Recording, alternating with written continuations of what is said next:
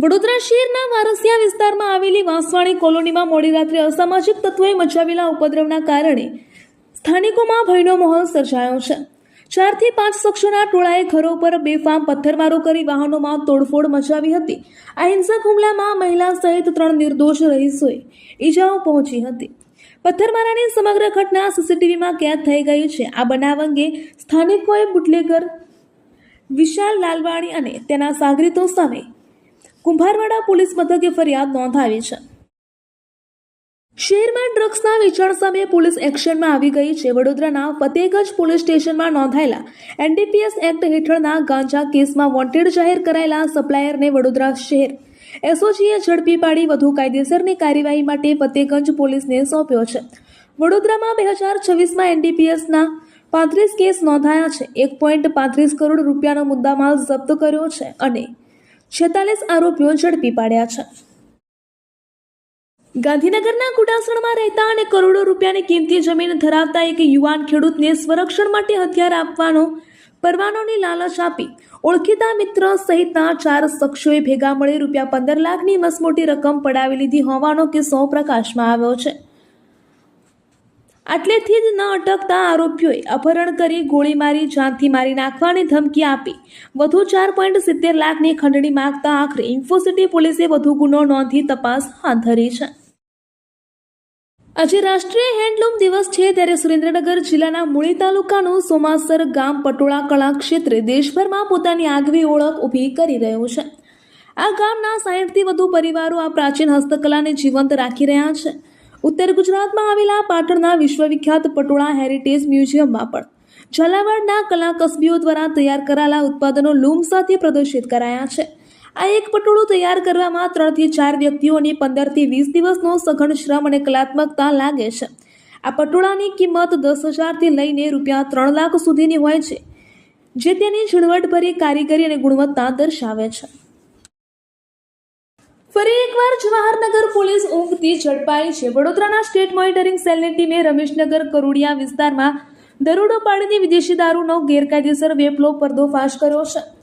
દરોડા દરમિયાન 6.50 લાખ રૂપિયાની વધુનો મુદ્દામાલ જપ્ત કરવામાં આવ્યો છે। પોલીસે 2 આરોપીઓની ધરપકડ કરી છે, જ્યારે ગેંગના અન્ય 6 આરોપીઓ ફરાર થઈ જતા તેમની શોધખોળ શરૂ કરવામાં આવી છે।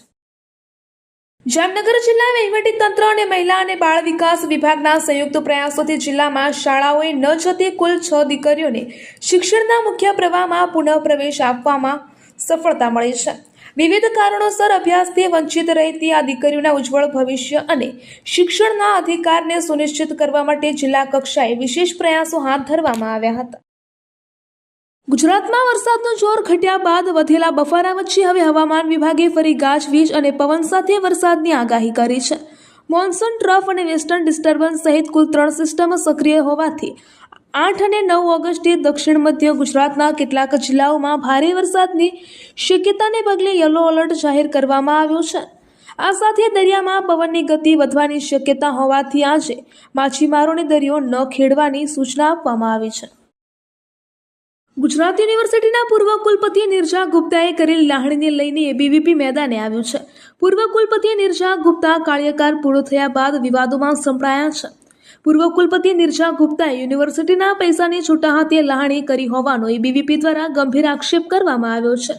નિર્જા ગુપ્તાએ ચાર્જ સંભાળ્યા બાદ અનેક હંગામી કર્મચારીઓની હકાલપટ્ટી કરી પોતાના માનીતા કર્મચારીઓને નોકરી પર રાખી નિયમ વિરુદ્ધ પગાર ચૂકવ્યો છે, જેથી તેને લઈને કડક કાર્યવાહી કરવાની માંગ સાથે આજે 7 ઓગસ્ટે એબીવીપીના કાર્યકરો મોટી સંખ્યામાં ભેગા થઈ ઉગ્ર વિરોધ કરવામાં આવી રહ્યો છે। ગાંધીનગરમાં કોબા તરફથી કેનાલ પર હાલનો માર્ગ 6 લેનનો હોવાથી વાહનોની અવરજવરમાં બોટલનેક જેવી સ્થિતિ સર્જાય છે। તેને દૂર કરવા માટે કોબા કેનાલ પરના બ્રિજને 12 લેન સુધી કરવાની યોજના હાથ ધરવામાં આવી રહી છે। આ કામ પૂર્ણ થયા બાદ કેનાલ પરનો ટ્રાફિક વધુ સરળતાથી પસાર થઈ શકશે। હાલમાં કેનાલ કેબલ સ્ટેડ બ્રિજ 6 લેનનો છે, જ્યારે તેની સાથેની સર્વિસ રોડ પણ 6 લેનની છે। આમ કુલ મળીને 12 લેનની વ્યવસ્થા છે, પરંતુ કેનાલનો મુખ્ય ક્રોસિંગ માર્ગ માત્ર 6 લેનનો હોવાથી અહીં વાહનોનો પ્રવાહ સંકોચાઈ જાય છે અને ટ્રાફિકનું દબાણ વધે છે। ગાંધીનગરના ચિલોડા પોલીસ મથક હેઠળના વિસ્તારમાં 4 વર્ષની માસૂમ દીકરી પર જ હેવાનિયત આચરીને પવિત્ર સંબંધને કલંકિત કરનાર પિતાની પોલીસે પોક્સો એક્ટ હેઠળ ધરપકડ કરી લીધી છે। ત્યારે ઘરે આવેલી બહેનપણી પર નજર બગાડી પતિએ અડપલા કર્યા હોવાથી પત્ની રીસામણે જતી રહી હોવાનું ચિલોડા પોલીસની તપાસમાં બહાર આવ્યું છે।